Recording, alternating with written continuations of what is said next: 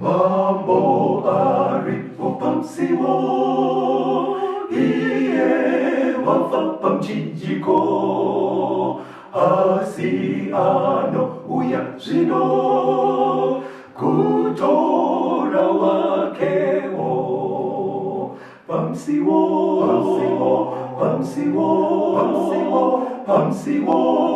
unepo pamsiwo Hallelujah, une aripamsiwo. Živone sože kubuja, žino žirko itika, to ona neko kasika.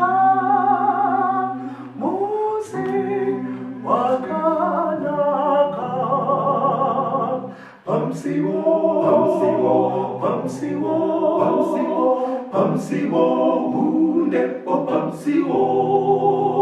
Hallelujah, une aripamsiwo. Musana ngitse pansipo, kuti kusine dambudzo, dakaramu ponetsiwo, auye pasipo. Pamsiwo,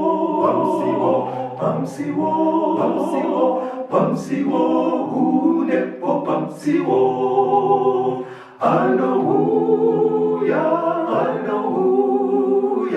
une aripamsiwo. Kwazwai mhuri yeZimbabwe. Tinomuchingamidzai zvakare kuchirongwa the second coming of Christ.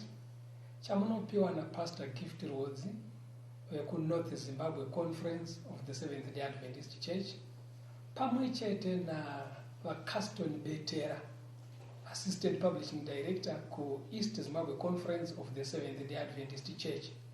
Mustudio nhasi tina Noah Ncube ari kutibatsira kuturikira hurukuro yedu kuisa into sign language kuitira hama dzedu vari deaf vanoshandisa maziso kuona nekunzwa. Tipe nguva ineyi kuna vaBetera kuti vachingamidze vateereri. Kwazwai vateereri, tinoda kutenda nekuvapo kwenyu paprogramu ino. Thank you so much. Tinoda kutenda muchikamu chedu chakapfuura takatarisa munhu nechikonzero chekuti sekunzwa kwatakaita kana tichitaura pamusoro pekudzoka kwaJesu tikutaura pamusoro pevanhu. Jesu haana chikonzero chekuuya kana pasina vanhu. Saka mukutaura pamusoro pevanhu tiri kutaura kwavakabva, magumo avo kwavari kuenda, nezviri kuitika pakati penguva mbiri idzi, mararamiro avanenge vachiita, zvavanofanira kuita, zvavasingafaniri kuita, zvinoitika kwavari. Takaona muchikamu chakapfuura kuti vanhu vararama pamusoro penyika vanosvika pakufa. Takaona zvinoitika pakufa, kuti munhu anosvika pachimiro chekusaziva zvasara zvichiitika, usagona kutaurirana nevasara, zvikaita sezvinorwadza nekudzima tariro mukati mevanhu. Asi patakagumira hurukuro yedu, takaguma nemashoko akanaka atingade kuti tidzokorore kuverenga ndima yacho kuna vakorinde vekutanga 15 vhesi ya 16 kuenda ku19 ine mashoko anokurudzira kwatiri tese savateereri muchirongwa chino. Regai tiverengerwe navaBetera, vakorinde vekutanga 15 verse 16 kunosvika ku19. Verse 16. Nokuti kana vakafa vasingamutswi, naKristu haana kumutswawo. Kana Kristu asina kumutswa, kutenda kwenyu hakuna maturo, muchiri muzvivi zvenyu. Zvino naivo vakafa muna Kristu vakarashikawo. Kana tiine tariro kuna Kristu, paupenyu uhu bedzi, tinonzwisa urombo kukunda vanhu vose. Panapa tiri kuisirwa pachena ndima iri kuverengwa navabetera kuti hatifanire kugumira tariro yedu paupenyu huno chete. Kana tichirarama tichigadzirira zveupenyu huno, ngatigadzirirewo zvakare upenyu hunouya, nekuti huri kuuya panouya Jesu kechipiri. Saka pari kunzi panapa pachaita kumuka nekuti Jesu akamuka. Saka nhasi hurukuro yedu iri kutenderera parumuko. Vanhu vafa muupenyu huno, afa anomuka rini? Sekunzwa kwataita Jesu ndiye anomutsa. Saka patinoda kuti tiende isusu kunotsvaka ndepekuti kana vanhu vachimuka, kumuka kurutaurwa kumuka chaiko chaiko here, kwekutomuka munhu utoonekwa kunzi Betera unonyatsoiona nyaya yacho kuti munhu kunyatsokumuka chaiko chaiko here, literally kunzi munhu amuka, kana kuti munhu anomuka ari mune chimwe chimiro. Saka toda kuti titsvake shoko raMwari rititungamire kuti munhu kana achinzi anomuka ari muchimiro chakaita sei. Igaitiverengere navabetera pana vaFilipi 3 pavhesi ya20 na21 inotiisira pachena kuti patichamuka tinomuka takaita sei. Philippians 3 verse 20. Nokuti nyika yedu iri kudenga, uko kwatakatarira kuuya kwomuponesi Ishe Jesu Kristu, uyo uchavandudza muviri wokuninipiswa kwedu kuti ufanane nomuviri wokubwinya kwake, nesimba iro raanogonawo naro kuzviisa zvose pasi pake. Right. Unzwa ndima iri kuverengwa iri kuti iyo nyika yedu iri kudenga. Dai tichiverenga muchirungu inoti iyo our citizenship is in heaven. We are citizens of heaven. Pano tiri kupfuura, tiri vaeni sezvatakaona muhurukuro yakapfuura. Saka zviri kunzi izvo nekuti nyika yedu iri kudenga, ndokwedu chaiko ikoko kwatinofanira kugadzirira. Zvikanzi takatomirira kuuya kwaJesu. Kana Jesu achinge auya, hanzi pane zvaachasikoita. Kwanza anosvikochinja miviri yatiinayo kuti ifanane nemuviri waainawo weglory wekubwinya. Ndanga ndichida kutokubata ipapo mufundisi, kuti kana muri kutaura kumuka, pane vamwe vanotofa mufundisi, vakuona kuti upenyu hwanetsa huchaite, kuti beta ndifa hangu. Saka kumuka kwamuri kutaura anodzoswa here kunhamo dziya idzi muri kuti here Mwari achadzosa futi ukondinyira pawakasiyira? Zvinei zvakamira sei? Because maybe muchatsanangura kuti kumuka kwamuri kuramire here pamwe musati majekesa. Because kana iri miri dambudziko riripo past, munoziva nehosha kutekeshera kwadzaita. Ndofunga kana vateereri munowirirana neni kuti pane pamwe hama yedu painotisiya kana kuti paanofa amukondisheni isingatarisiki. Saka Mwari wedu yanonzi Mwari ane rudo, arida kudzosa here chimiro ichocho? Ndozvamati muda kuti tibatsirana nditi odzose here munhu uye angasatogona watata kuita kutyorera. Ipapapo pamuri kuenderana nechidzidzo itai kuti patijekere, nokuti pane pamwe pekuti munhu paanotofa tinoti vazorora, kureva kuti tatisatodiwo kuona zvakadaro. Patibatsirei ipapo. Na unobvunza mibvunzo yakanaka inobatsira kuti hurukuro yedu ijeke kasitoni. Panapa pari kunzi kana Jesu auya, pfungwa idzodzo dzichaenda dzichitambanuka. As we progress mudiscussion yedu yanhasi, dzichaenda zvichinyatsojeka patinenge tichidzidza. Toda kuti tinzwe isusu semabvunziro amaita kuti pakumuka munhu ari kunyatsomuka sei, muviri uya here waakafananawo uri kudzoka, asi ngatibatei patanzi tichafanana naJesu. Saka kuti zvijekeka, handi tinoona kuti Jesu sai akambofauka akamuka, handi tinoona kuti akamuka sei. Zvinotibatsira kuti tive neidea yekuti pakumuka wesusu tichamuka sei. Kuna Luka 24 vhesi ya2 kuenda kuna 6. Luke 24 verse 2. Vakawana ibwe rakunguruswa rabviswa pabwiro, vakapinda vakashayiwa mutumbi waShe Jesu. Zvino vakati vachikanganiswa nazvo, tarira, varume vaviri vakamira navo vaine nguo dzinopenya. Zvino nekutya kwavo vakakotamira pasi nezviso zvavo. Ivo vakati kwavari, munotsvakireiko mupenyu pakati pevakafa? Haapo pano, wamuka. Fungai zvaakakuudzai achiri Garirea. Anditi unonzwa.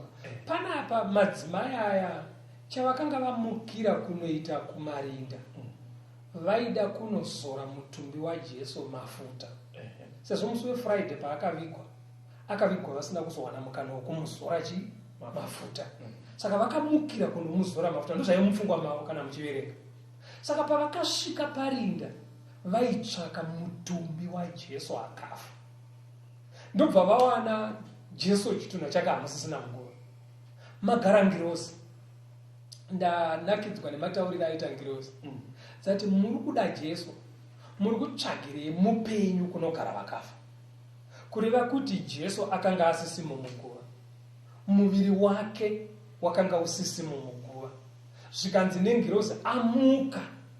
Saka mumazwi engirosi, kana munhu achinzi amuka, panga paine mutumbi wake wakafa, unofanira kuwanikwa usisipo. Pfungwa iyo inotsigirwa kuna Mateo 27. Ande kuna Mateo 27 tiverenge pavhesi ya 52 na 53 inowedzera kujeka kutambanuka nyaya iyoyo. Mabwiro akazaruka nemitumbi mizhinji yevatsvene vakanga vavete yakamutswa. Vakabuda pamabwiro iye amuka, vakapinda muguta dzvene vakaonekwa nevazhinji. Panapa weekend yakafa Jesu, pane vanhu vakamuka. Vari kunzi neBhaibheri pakadengenyeka, pakaita earthquake, makuva akavhurika. Makuva avhurika, hanzi vakanga vari mumarinda vakamuka, vachibva vazobuda mumakuva, ende vari kunzi vakatoonekwa vachifamba muguta.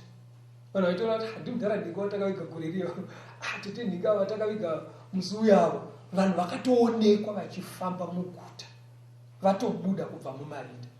Saka chii chiri kubuda mundima mbiri idzi? Pari kubuda kuti kana Bhaibheri richiti akafa anomuka, kuguva kwakavigwa mutumbi, ikoko mutumbi haurambe uriko, unobuda pakumuka kwemufi. Otobuda muguva, mufi uya otofamba oenda kubva murinda. Saka ndo matsananguriro ari kuita Bhaibheri, ndo mamukira akaita Jesu, ndo mamukira akaita vanhu zvakare pakufa kwakaita Jesu. Munhu anomuka nemuviri. Asi tichidzokera kumubvunzo wako Beteri, watsanangura imwe nyaya yakakosha, kuti munhu anenge arwara, zvekuti vanhu vanonyatsoona kuti panapa amai arwara pano, ende muviri dzimwe nguva hauchataridziki. Kana kuti vamwe vanoita tsaona, muviri wopwanywa zvekuti munhu anzi anomuka ari muchimiro chakadaro, ipicture inogona kutonetsa vazhinji kugadzira kuti kana zvakadaro Peteri ndisazomuke zvangu ine, kana ndichimuka semavhiri akaita sekuru paya vagomuka vakadaro, zvichaenda zvichijeka kumberi. Regai tinzwe pakamuka Jesu kuti zvazvakanatsomira sei. Tidzokere kuna Luka 24 kuyakwera. Tinotangira pavhesi 33 tiende pa43 kuti paakamuka waitove muviri chaiwo here, uya waakanga afa nawo musi weFriday ndo waivepo here muviri. Verse 33. Right. Vakasimuka nenguva iyo vakadzokera Jerusarema, vakawana vane 11 navaive navo vakaungana. Ivo vakati, Ishe wamuka zviro kwazvo, waonekwa naSimoni. Vakarondedzera zvakaitika munzira, uye kuti wakazikanwa navo sei pakumedura chingwa. Vakati vachataura izvozvo, akamira pakati pavo amena akati kwavari, rugare ngaruve nemi. Asi vakavhunduka vakatya kwazvo, vakati zvimwe voona mweya. Akati kwavari, munomanikidzwa neiko? mifungo inokumukirei mumwoyo yenyu. Tarirai zvanza zvangu netsoka dzangu, kuti ndini ndimene. Ndibatei muone, nekuti mweya hauna nyama nemapfupa sezvamunondiona ndinazvo ini. Akati areva izvozvo, akavaratidza zvanza zvake netsoka dzake. Zvino vakati vachigere kutenda nekufara kwavo, vakashamiswa. Akati kwavari, mune zvekudya pano here? Vakamupa nhindi yehove yakagochwa. Akatora akadya, vachizviona. Panapa Jesu amuka akaenda kuGalili, kwaive nevadzidzi vake vari mumba. Vakavhara mahwindo nemadhoo nekutya kwanga kuri mukati mavo. Jesu ndobva angokaruka amira pakati pavo, dhoo risina kuvhurwa, hwindo risina kuvhurwa, ndobva ati rugare. Vanhu vakavhunduka ivavo. Jesu ndobva ati, muri kutyei? Ndini tenzi wenyu. Zvikanzi, tarisai zvanza zvangu. Mufunga kuti aida kuti vaone muzvanza. Maronda aya akakuvara musi weFriday pamuchinjikwa. Nemumakumbo makakuvadzwa futi nezvipikiri. Saka ari kuti muviri wandaive nawo musi weFriday wakakuvara pamuchinjikwa ndio muviri wandinawo. Saka onai munyatsoona kuti ndini zvishuwa shuwa. Saka ndopanda ndichiri amufundisi kuti ndikadzoswa ndiri munhanga ine mavanga angu echirwere chegomarara, kensa, accident, tinodzoka here nemavanga iwayo semiru, kana kuti kungofanana kwokuti ndo zvauri asi pane zvichaitwa naMwari. Mira uone pandima yatiri kuenda pana vakorinde vekutanga 15 verse 51 kuenda pa54 verse 51. right. Tarirai ndinokuudzai chakavanzika, hatingavati tose, asi tichashandurwa tose. Pakarepo nekugwaira kweziso, nehwamanda yekupedzisira, nekuti hwamanda icharira. Ipapo vakafa vachamutswa nekusaora, nesu tichashandurwa. Nokuti ichi chinoora chinofanira kufuka kusaora, nechichi chinofa chinofanira kufuka kusafa. Zvino kana ichi chinoora chafuka kusaora, nechichi chinofa chafuka kusafa, ipapo shoko rakanyorwa richaitika rinoti, rufu rwakamedzwa nekukunda. Right. Panapa pari kunzi hatizofi tese Jesu asati auya. Mufunzo uyu makambobvunza muchikamu chakapfuura. Vanhu vari kufa. Vanhu vari kufa vanoramba vachifa kusvika musi unouya Jesu. Asi paanouya kunowanikwa kuine vamwe vatendi vanenge vari vapenyu. Ndo zviri kubuda mundima iyi. Kugoita vamwe vatendi vanowanikwa vakafa.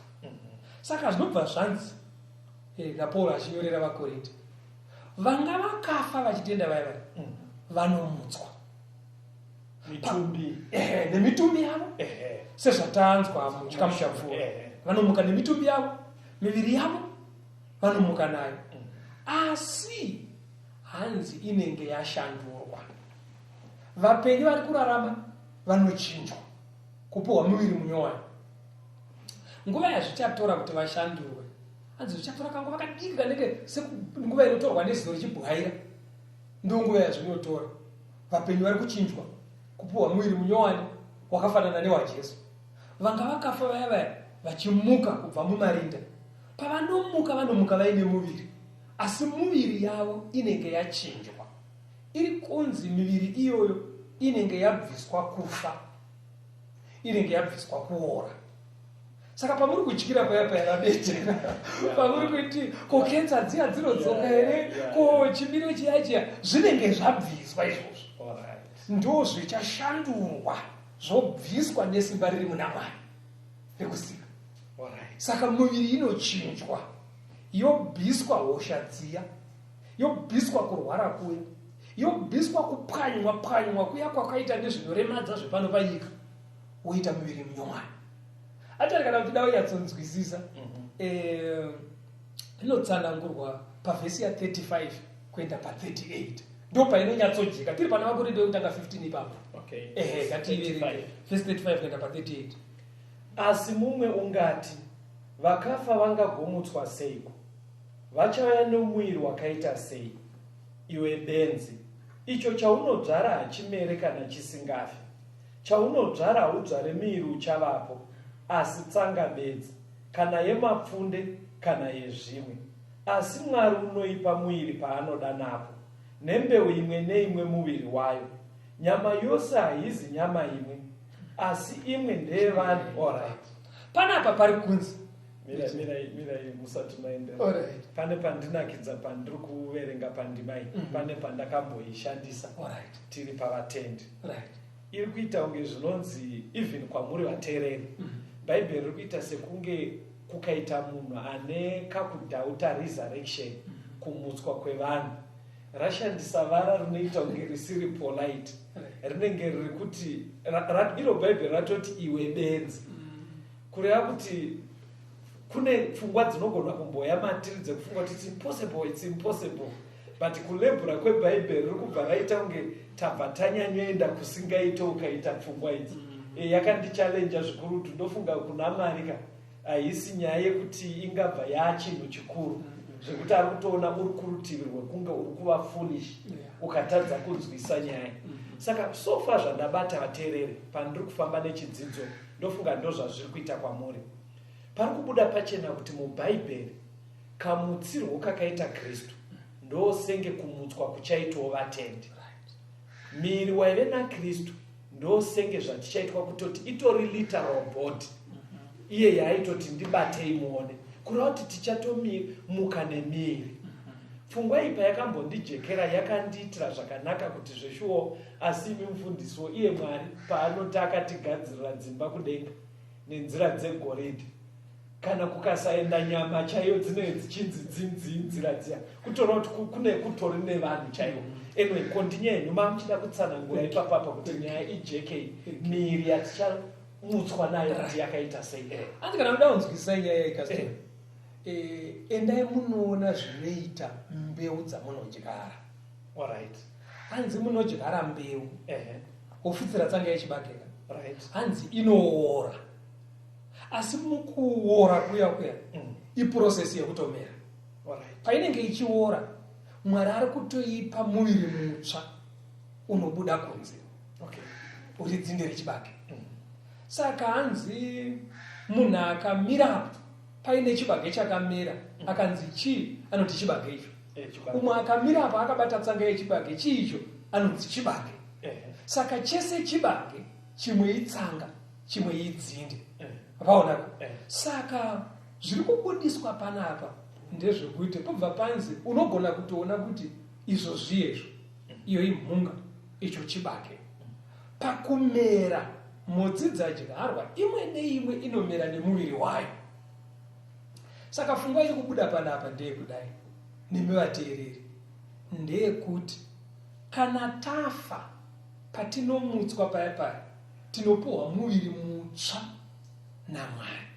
Tinomuka tiine muviri wacho munyowani, wachinja, wasiyana neuya wakaenda muguva, wakaparadzwa nehosha, wakaondongwa nezvinoremadza zvepano pasi, wapuwa muviri munyowani. Asi muunyowani iwowo hatirasi identity yedu. Ningoita kuti handitete sarudza yavo sekuru ranziro kuti vamuka, une uchitozviona kuti ndimukoma Rubheni avo, zvine zvichitonyatsooneka, asi aRubheni ari muchimiro chitsva, ane muviri mutsva, sekuona kwatinoita kuti tsanga yechibage yaora, pamera dzinde, toti icho chibage icho. Ndozviri kutsanangurwa nebhaibheri. Tichamuka asi tave nemuviri mitsva, but haurasike kuziva kuti ndimainini vangu ava, ndisekuru vangu ava, ndibaba vangu ava, muzukuru wangu ava.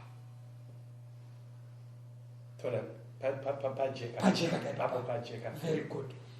Now, rega tiwedzere pana vakorinde vekutanga ipapo. Chapter iyi yakanodai 15 iyoye. Enda pavhesi ya 50 unzwe. Iri kuti, zvino hama dzangu, ndinoreva ndichiti, nyama neropa hazvingagare nhaka yeushe hwaMwari, nekuora hakungagare nhaka yekusaora. Right. Panapa munyori wendima iyi ari kuti nyama neropa hazvipindi muushe hwaMwari, nekuora hakupindi muushe hwaMwari. Ndima iyoyi inoita kuti vamwe vafunge kuti pakumuka vanhu vanenge vasina muviri. Alright. Because kana panzi nyama neropa azvigare nhaka yeushowa vona vabva vati pakumuka panenge pasina muviri saka panomuka munhu ari wemweya ani makabataka. Asi bhaibheri tiri muchapter imwe chete iyo Vakorinde vekutanga 15 tikabva nayo pa42 kunosvika pa48 inotijekesera kuti kana pachinzi nyama neropa hazvigare nhaka yeushowa hwaMwari. Chii chinoreva? Imbotiverengera mudikani. Matiki chapter 2. Ayo tichiri pana Vakorinde vekutanga ipapo 15 pa42 kuenda pa48 pa42 right, tisati taenda mberi. Ndizvo zvakaitawo kumuka kwevakafa. Right. Muviri unodzvarwa pakuora, unomutswa pakusaora, unodzvarwa pakuzvidzwa, unomutswa pakubwinya, unodzvarwa pautera, unomutswa pasimba, unodzvarwa uri muviri wokuberekwa, unomutswa uri muviri wemweya. Muviri wokuberekwa uripo nemuviri wemweya uripo. Zvakanyorwawo saizvozvo zvichinzi, munhu wekutanga Adhamu wakaitwa munhu mupenyu, Adhamu wokupedzisira wakaitwa mweya unopa upenyu. Asi zvomweya hazvisi zvokutanga, asi zvokuberekwa. Tevere zvomweya. Munhu wokutanga ndewenyika wevhu, munhu wechipiri wakabva kudenga. Saiye wevhu ndizvo zvakaitawo avo vevhu, saiye wekudenga ndizvo zvakaitawo ivo vekudenga. Right. Panapa pari kutaurwa miviri, two bodies. Pari kunzi pane spiritual body, poita a natural body. Muviri wemweya uri kunzi ndo wakafanana newa Kristu. Muviri wenyama ndo wakafanana newa Adamu. Isusu pakumuka tanzi tichamuka takafanana na Kristu. Kristu wataona kuti akamuka aine muviri. Apabataka. Saka kana zvichinzi muviri wemweya zvinorevei? Zvinoreva kuti tine tisina nyama chaiyo inobatika here, tisina mabodies ari real, ari physical, ari literal. Regai tinzwe pana Vakorinde vekutanga 2 vesi ya 14 na 15 inotibetsera tambanudza pfungwa iyi kuti ijeke kuti kana zvichinzi mweya nyama zvinorevei. Verse 14. Right. Zvino munhu sezvaakaberekwa haagamuchire zvinhu zvomweya waMwari, nokuti upenzi kwaari. Haazvinzwisisi nekuti zvinonzwisiswa nomweya. Asi uri wemweya unozvinzwisisa zvose, asi iye amene haanzwisiswi nemunhu. Panapa Paul ari kuburitsa vanhu vairi kuti munhu wemweya nemunhu wenyama. Amenokanowazvo mateobiti. Pari kunzi imimi Vakorinde nekuti makatenda muna Kristu hamusisiri vanhu venyama, mavanhu vomweya. Anorevei kana achiti munhu pakutenda anova wemweya? Vanhu vaitotaura navava vaitove vanhu vanga vatori nemuviri yaitooneka yaitobatika vachitodya vachitofamba, but vari kunzi mavanhu vemweya. Zvinorevei? Zvazviri kureva ndezvekuti kana munhu aakurarama muna Kristu haasisiri kutungamirirwa nezvidiso zvenyama, haasi kutungamirirwa nekuchiva kwenyama, haasisiri kurarama mumabasa anodiwa nenyama, nekuti nyama zvimwe zvacho zvaidoda zvinopikisana nemurayiro waMwari. Saka munhu kana achinzi awe mweya kureva kuti anotungamirirwa nemweya mutsvene. Mweya mutsvene kana tichidzidza kuna vaGaratia unodzi une zvibereko zvaunoita mumunhu, unogonesa munhu kurarama sezvinodiwa naMwari. Saka kana munhu achinzi ndewe mweya kuratidza kuti kararamiro kake kakutungamirwa nemweya, akugoneswa nemweya kuchengeta mirayiro yaMwari. Saka kuva spiritual zvinoreva kurarama sezvinodiwa nemweya waMwari. Kunyange uri mumuviri wako hauchasundwi nenyama kuti chadiwa nenyama ndo chandinoita, wenyama ngaafare ndo tsumo yevamwe, kuti wenyama ngaafare. Saka munhu anenge achingofara chero nezvinobhowa vamwe, chero nezvinonyangadza Mwari, ikoko kurarama kwakadaro hakuitwe nevatsvene vaMwari, vanorarama zvinodiwa naMwari. Saka kana tichinzi pakumuka, vanhu vanomuka vari vemweya, vaine muviri wemweya wakafanana newaive naJesu, muviri usingachatungamirirwe nezvidiso zvenyama, muviri wakurarama 100% muzvidiso zvemweya. Ende unonzi wemweya pakudini?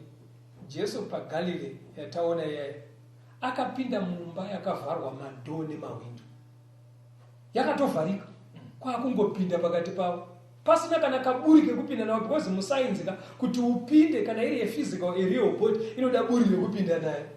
But apa zvakadhifaya sainzi dzese, madhoo akavharwa, mawindo akavharwa, but Jesu ongokaruka abira pakati pavo. Ndo muviri wemweya iwoyo, asi uri muviri waakatobata, unotobatwa, akatoti batai, vakatobata muchanza, vakatomupa fishi akadya, zvatanzwa zviya. Saka unenge uri muviri, a literal body, a real body, asi une kaitiro kasingagonekwe nemuviri yatiri mukati mairi. Izvozvi ndikakuti pota kuseruku uende nepapa bete rawo papinde andivazvona, asi muviri waive naJesu akapinda nepawo. Because pandima iyoyeyo pakudzidza pane pfungwa inobuda pakuramba pachiti miri unoora nemiri mupenyu. Saka sevatendi pane kuimba kwatinotoita mufundisi tichitoti shandira mweya, shandira nyama inoora, shandira mweya. Saka pfungwa iyoyeyo handisi kubvunza ruzhinji rweZimbabwe, ipfungwa inonyanya kubva kunesu isu vanotungamira vatendi. Pfungwa iyoyi inenge iri kutorwisana kare, because tingada ichitotishandira miri munyowani muchazwa, ndizvo kaizvo, because zvinobva zvaita kunge zvinonzi pakufa kwemunhu paresurrection yamuri kudzidzisa izvi kubuda sekunge hakuna mutumbi uchazomuka. Saka concentrate hameno chinechi chinzi zvemweya. Saka ndofunga nyaya iripo ndeyekutoti patiri kuva vatendi tiri kutoshandira kuti tizopiwa miviri yakanaka, isingatitambudze nekuora nezvakadaro. Saka miviri inenge iri literal mufundisi, ichigona kudya, sauya akapiwa fishi, ichibatika, asi yogona kuita kakaitiro kaya kamataura kekupinda pakavharika. Alright, ndo miri uya wakaita kuti achienda kudenga gravity yakashayiwa simba. Alright, saka ndo pane tariro yevatenda ipapo. Soko rakanaka kunesu wafambi, apo tinoenda pasipo, asi muponesi achazouyaze kutora umambo wakewo. Arikuuya nekukasika, Jesu zve arikudzoka newafambi wake, wachazotorwa apo Jesu auya. Makuwa ekare apo wanorara, wafambi wakafa na Kristu, hachazarurwa zve vanhu vanomuka, wachapona pamwe na Jesu. Arikuuya nekukasika, Jesu zve arikudzoka newafambi wake, wachazotorwa apo Jesu auya. Tichasangana kumusha wekudenga, tichaimba ngekuponeswa, waponesiwo wachabva pasi rese, vanamate mambo wedenga. Arikuuya nekukasika, Jesu zve arikudzoka newafambi wake, wachazotorwa apo Jesu auya. Iwe dai uchimbonyatsodzamisa pfungwa kuti vanhu vanonzi kana auya nhamo dzese dzichapera, vanhu vachafara. Kufara kunotoitika uri munyama zvemete. Ungangofara uri kuyambedzi pasina nyama, because kunakidzwa kana zvichinzi vanhu vachaimba, vanhu vachafara, ungaimbere uri mweya, mweya hauna nzeve, hauna maziso. Saka kana uchinzi tinenge tavanhu vomweya, zvirahwe zvokudenga, tsumo dzacho ndo makudzira mukanwa acho ekutsanangura hudzamu hwechimiro chatinenge tapinda machiri. sapabatana right. Saka zvichaitika rizvi zvaitika rini? Mubvunzo wakanaka. Tiverengere pana vaTesalonika vekutanga 4 chapter 4 vhesi ya 16 na 17. Tinzwa kuti zvinhu izvi zvichazadzisika rini izvi? Alright. Nekuti shamena chaburuka kudenga nekudanidzira nenzwi remutumwa mukuru nehwamanda yaMwari. Vakafa muna Kristu vachatanga kumuka. Zvine isu vapenyu vakasara tichatorwa pamwe chete navo mumakore kuti tichingamidze Ishe mudenga. Naizvozvo tichava naShe nguva dzose. Naizvozvo nyaradzanai nemashoko avo. Pazvichaitika ndo patakatomirira. Ndo inove theme yechirongwa chedu yekuti second coming. Alright. Panodzoka Jesu ndiye ari kunze achaburuka kudenga odaidzira nezwi remutumwa mukuru. Kudaidzira kuchanzikwa pasi rese. Oziva nyaya yekudzoka kwaJesu is going to be the most public event. Nekuti paanodzoka anodaidzira. Ende wanzwa here mundima yavaverenga nemateereri nyatsoteererai pandima yaverengwa kwanza anodaidzira ari mudenga mumakore. Kana adaidzira vakafa vomutswa pamwe chete nevapenyu vanga vari vapenyu sezvatambodzwa kuna vakorinde zviya voshandurwa avamutswa nemuviri mutsva. Ndo zvanzi tinobva tasumuka kuenda kunochingamidzana naye mudenga mumakore. Saka muviri yatinopiwa minyowani iya yamanje ichatigodesa kusumuka kubva pano pasi. Hapana ndege inenge iripo ichapururutsa vatsvene kunosangana kuti vanosangana naJesu mumakore. Hapadi kuzvitundumusere musere apo. Aiwa, pasina mapapiro asi nekuchinjwa nemuviri wemweya uya ndo unotigonesa manje kusumuka toenda mudenga mumakore tonosangana naye. Saka matauriro amurikuita apa murikuita kunge nyaya yacho itori muropa menyu chaizvo. Murikuita kunge makaibata pairi chaizvo nyaya yamurikutaura yekudzoka kwaKristu yachiridza wamandandadzwa muchibva mati achadaidzira. Ndofunga ndo chidonzo reprogramu inei patiri kuti the second coming of Christ. Shungu dziripo vana vaMwari nekutenderwa kushandisa masaisai esaya ishungu dzitori nemhuri yese yeZimbabwe kuti dai taramba takaisa ziso pachiitiko ichocho chiri mberi ndo pari kuita sekunge pachagadziriswa zvese zvinotinetsa. Vane miiri irenge vasadi taremo nekutambura kwatinoita nemabhodhi edu. Kana kuri kuvanhukadzi hatichatauri, vamwe vanofa vaakunzwisa tsitsi. Pari kutaurwa pacharira hwamanda ndo pari kuita kunge pari kunorivheswa rufu ndizvoka kudzosa guruva refu nemweya weupenyu tokondinya neupenyu. Mwari dai akaramba achitibatsira papfungwa iyo tisarasikirwe nayo the second coming of Christ. Thank you. Right. Pane shungu dzaive naJesu ari pano chero pakuenda kwake. Mabudiro adzinoita kuna John 6 pavhesi ya 39 na 40 unzwe shungu dzaive maari akatarisa vatendi. Verse 39. Kuda kwewakandituma ndiko kuti pazvose zvaakandipa ndirege kurashikirwa nechimwe asi kuti ndichimutse nezuva rekupedzisira. Nokuti kuda kwababa vangu ndiko kuti mumwe nemumwe unotarira mwanakomana nokutenda kwaari ave neupenyu husingaperi, neni ndichamumutsa nezuva rekupedzisira. Ndosaka nyaya ichindinakidza betesa mirai.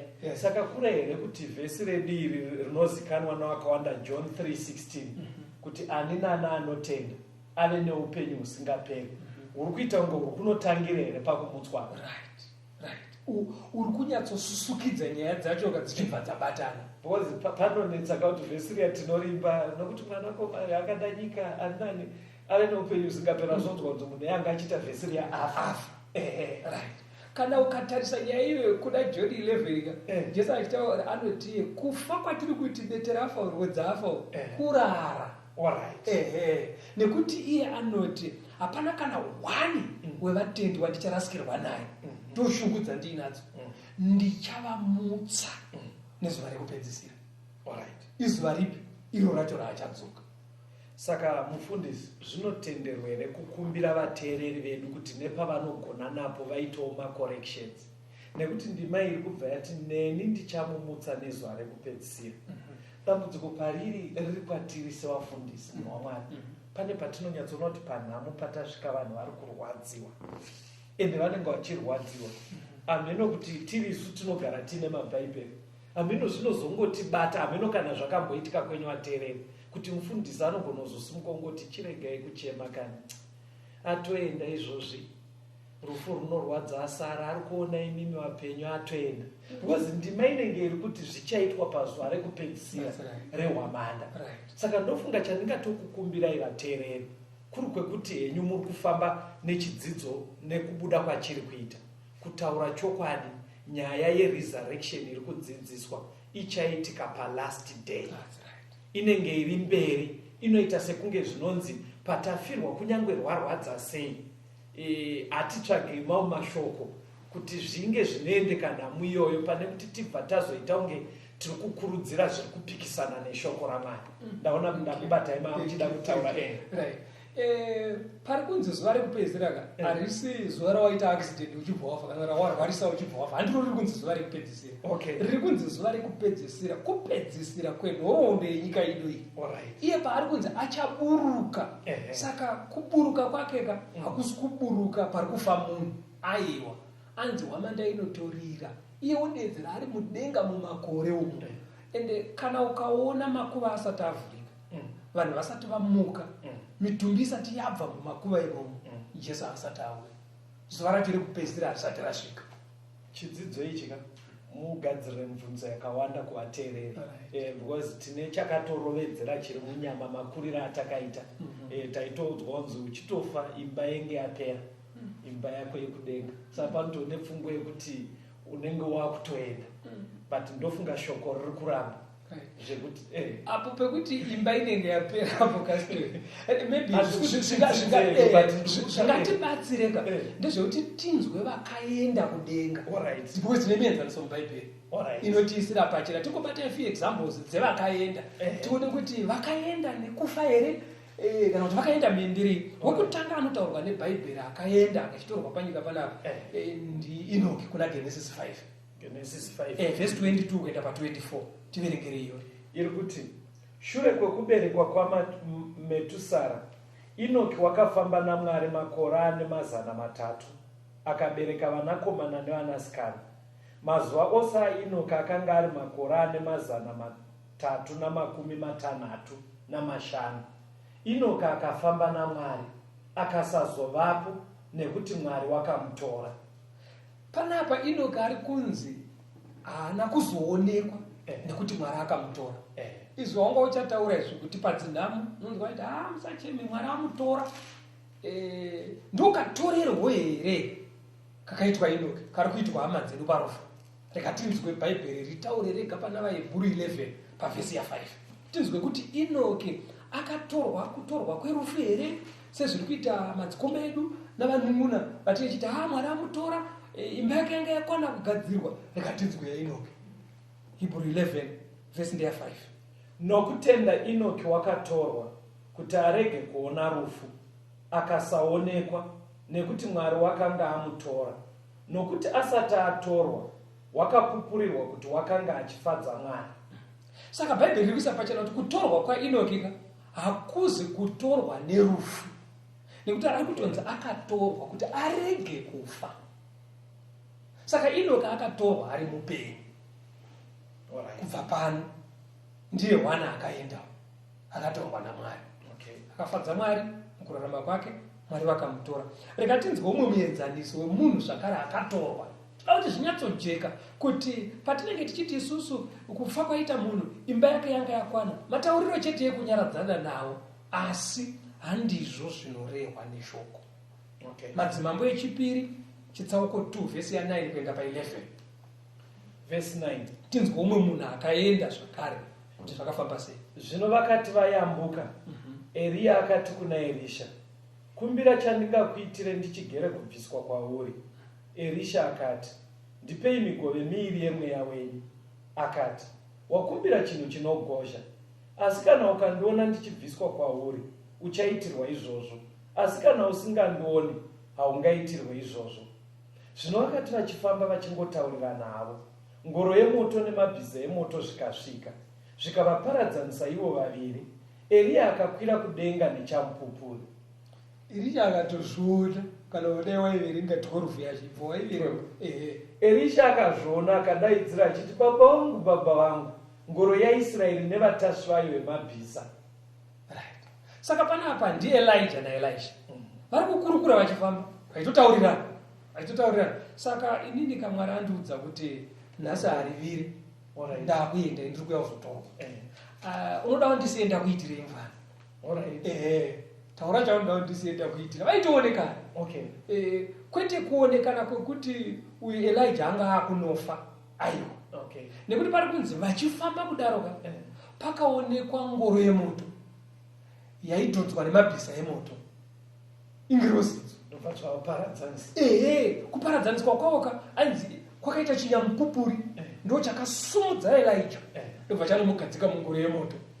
Ingirosi imwe yakaita sechinyamupupuri ndokubva yamusumudza ndokunomugadzika mungoro yemoto. Ngoro yachibva yatanga kuenda. Elisha achibva ati, baba vangu, ngoro yaIsraeri navatasvi vayo vemabhiza. Ukazoverenga uchidzika kunonzi Elijah akatomboda akakatanura bhachi ranga akapfeka ndobva akandira chimufana chake. Zvaitoitika vachitoonana akatoenda kudenga nengoro yemoto. Saka Elijah haana kufa, ndiyo mumeenzaniso. Saka iwe ukazotibetera ndafa ini ouya uchiti imba yamukoma yanga yapera, mataurira ako kastori, asi handizvo zviri kutaura paiperi. Ndoti mukoma vatorwa. Kuti mukoma vatorwa, imba yavo yanga yakwana. Aiwa, kukunyaradzana chete. Saka kutorwa kuchaitwa vatendi vakafa even vapenyu kuri pazuva rekupedzisira. Pazuva rekupedzisira panouya Jesu. Pane umwe munhu ava vairi ava havana kumbofa. Rega tinzwe munhu akambofa kuti akaenda sei kudenga. Kuna mabasa wani. Vhesi ya 9 kuenda pa11. Ndi Jesu ndiye akambofa kaakamuka. Verse 9. Zvino wakati areva izvozvo akakwidzwa vachitaririra gore rikamubvisa vakasazomuona. Zvino vachitarisisa kudenga iye achikwira, tarira varume vaviri vamira navo vakafuka nguo chena. Ivo vakati, imo varume veGarirea, makamirireiko makatarira kudenga? Uyu Jesu wakabva kwamuri achikwidzwa kudenga achauya saizvozvo sezvamamuona achienda kudenga. Ndi Jesu amuka akaita 40 days achifamba nevadzidzi vake ndokuzoenda navo kuMount Olive ndokuonekana navo. Hanzi apedza kuonekana navo akatanga kukwira, ivo varipo nemuviri uya wegore uya watanzwa uya ndokutanga kukwira. Vadzidzi vakatarisa, vadzidzi ndokuramba vakayeva achienda mudenga umo akachingamidzwa nechaunga chengirosi ndo chiri kunzi gore. Ndobva chamuchingamidza chamuchingura dzakuimbira dzichienda neishe wadzo. Saka vakatarira mitsipa ichide kungeyorwadza ndobva pabuda ngirosi mbiri dzichibva dzauya panga paine vadzidzi zvikanzi, vakomana musarambe makatarira kudenga. This same Jesus that you see rising achadzoka semaendero aaita. Saka Jesu akaenda ari mumuviri uya waakamuka naye waibatika uya waakadya fishi nauya iwoyo muviri iwe ndo waakakwira nokuenda kudenga. Saka vanenge vambofaka vachamutswa nevateereri vanomutswa nemuviri munyowani wegorori wakafanana newaJesu. Ndo uchavagonesa kuti kana adaidzira vosumuka votanga kukwira vachienda vokumbana pamwe chete nevapenyu vakarurama. Ndima yatapedzisira kuverenga vateereri ndinoida ngirozi dzichiudza vadzidzi kuti uyu Jesu wamaona achienda kudenga achadzoka semaendero aaita. Ndo patiri kutika the second coming of Christ. Ndo patiri kutsimbidzira kuti wedweka chitori chokwadi Jesu achadzoka. Pandinombotaura zvinhu zvimufundisi ndinotoudza vanhu ndichiti kana Jesu akasadzoka anotodzoka chete. Haisi nyaya yekuita kunge ine madhaudzi mubhaibheri, yakatojeka yakadaro. Ende nemifananidzo yamativerengesa ndofunga zviri kuenda pachena vateerera mheno kana mazvoonawo kuti kana ari kunzi achadzoka semaendero, vaTesalonika ichiti vakafa vaya vamutswa nesu vapenyu totorwa pamwe chete, inobva yaramba imwe pfungwa yatinongotenderedza hedu muvatendi yekuti vanhu vachabvutwa. Pane varedu ratinozoti rapture rekuti kune vanombobvutwa vega, but patiri kuona Elia achienda kudenga akatoonekwa kunzi baba vangu avo. Jesu achienda kudenga, Bhaibheri riri kutoti vadzidzi vakatotarira mudenga iye achikwidzwa. Saka ndofunga kudzidzisa kweBhaibheri kuri kunodzoka pakuti vakafa vachitenda nevapenyu vanotenda pazuva rekupedzisira vese ndopavachasimuka vokumbana naIshe mudenga. Maybe muchingopfuura nepo ameno kana muchimbosangana nazvo. Pane ndima dzemuBhaibheri mufundisi dzinenge dzichinzi vakadzi vairi vachanga vari paguyo, mumwe achatorwa mumwe achasara. Pari kutaurwa resurrection here paya. Hanzi vanhu vanenge vari mumba imwe chete, mumwe achatorwa mumwe achasara, because pari kuita kunge pfungwa yamuri kudzidzisa saka iri kunorambwa nedzimwe ndima, unless kana muine zvidzidzo zvacho kumberi togona kupasiya. But ini chandatoona hangu ndofunga ndima dziya dzine chingoreva bedzi kuti takadai mararamiro atiri kuita togona kuva tese tichisenza mubhanga rimwe chete, togona kuva tese tiri kunogadzirwa masimbi. Chinodhitemaina kuzotorwa kwatichaita mwoyo yedu nekugadzirira kwedu.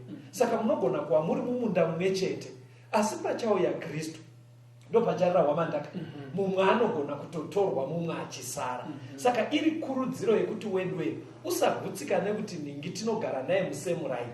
Muchigara semuraini, Mwari anoda kuona kuti uri kuitei wakagadzirira kuuya kwaKristu, the second coming of Christ.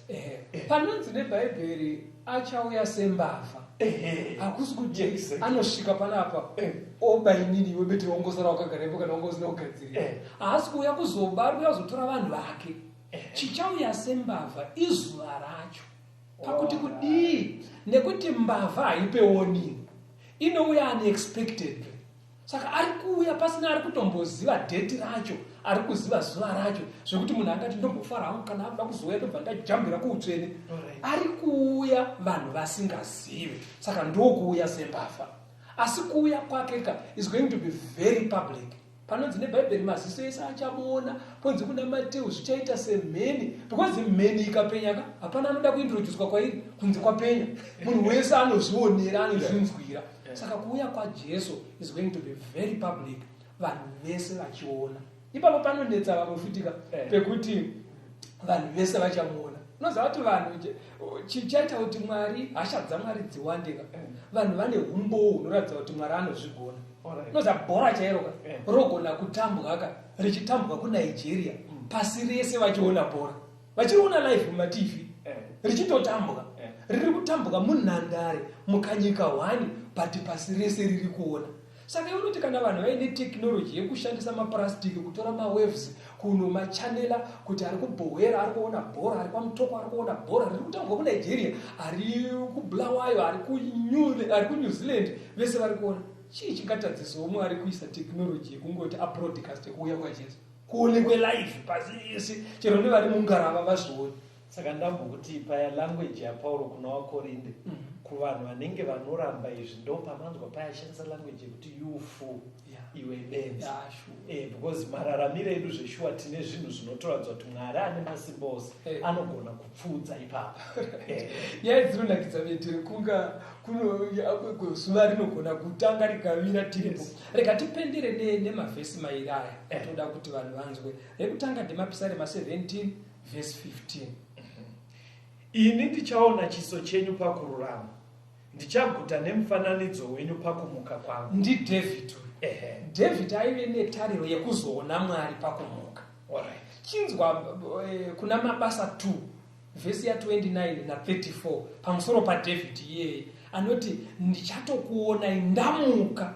David aisati ndichakuonai pamusi wandinofayo, anoti ndichakuonai ndamuka. Chinzwa manje kuna Mabasa 2. Varume hama, ndingakuudzei pachena zvateteguru Dhavhidhi kuti vakafa vakavigwa, bwiro bwavo huri pakati pedu kusvikira nhasi. Verse 34. Nekuti David haana kukwira kudenga, asi amene anoti. David aive netarisiro yekuzoona Mwari. Haati ndichakuonai musi wandinofa sezvatingafunga, anoti ndichakuonai pakumuka. Bhaibheri varadzi David paakafa akavigwa muguva, nanhasi guva rake richiri pano pasi, haasati aenda kudenga, aive netarisiro yekuzoenda tichatoenda pamwe chete naye kana taramba takatsungirira panyaya iyoyi. Saka second coming inyaya inoda vanhu vaMwari yatinoita zvakanaka kana tikaidzidza tikaramba tichitenderera pairi zvijeke tinyatsonzwisisa maendero atichaita kana Ishe ouya rwepiri. Iye David mukaverenga vateereri anotonzi yaive shamwari yaMwari. Zvino kana shamwari yaMwari ichigere kuenda kudenga, tingabva tanyatsoti here vedava vamwe ava tototi vatenda kudenga. Mwari ngaatibatsire nekudzidza kwataita panoda kuitwa macorrections. Unozviitira uri ikoko, Mwari achitipa simba torarama zvinoenderana nekureva kweshoko raMwari. Dai Mwari akukomborerei kwamuri, rambai muchiita kuti mibvunzo kana muinayo iuye. Tinotoziva kuti zvidzidzo zvebhaibheri nengari yekuti pane zvakarovedzera matiri marerero edu, panogona kuva paine kakurarama kana kakufunga kari kupesana nezvizvi. Mwari akukomborerei, udzai vateereri kana vaine mibvunzo kwavangafone kuitira kuti zvireruke zvidzidzo izvi zvibatsire. Kwamuri ikoko evhayo kana uine hama kana shamwari kana muvakidzani waunoziva anopinda chechi yeSeventh Day Adventist, enda kwaari nemubvunzo wako kuti zvakatangira pachirongwa chiri paTV ichi.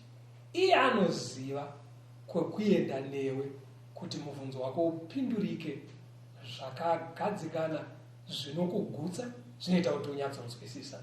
Munogona zvakare kutumira mamessages, SMS, WhatsApp kunhamba dzinoteerera 0774 073 283 kana kuti ku 0772 415 883 kana kuti 0774 002 591.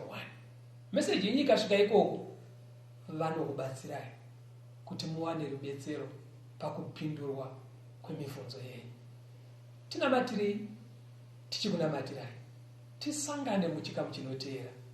Mwari werugare ave nemi muri yeZimbabwe. Tinoda kutendai kumakastori nekuve nesu muchirongwa chino. Thank you so much, Pastor. Tinoda kutenda ruzhinji rweZimbabwe. God be with you. Thank you. Tinotendawo zvakare mukoma Noah nekuturikira into sign language. Mwari akukomborerei.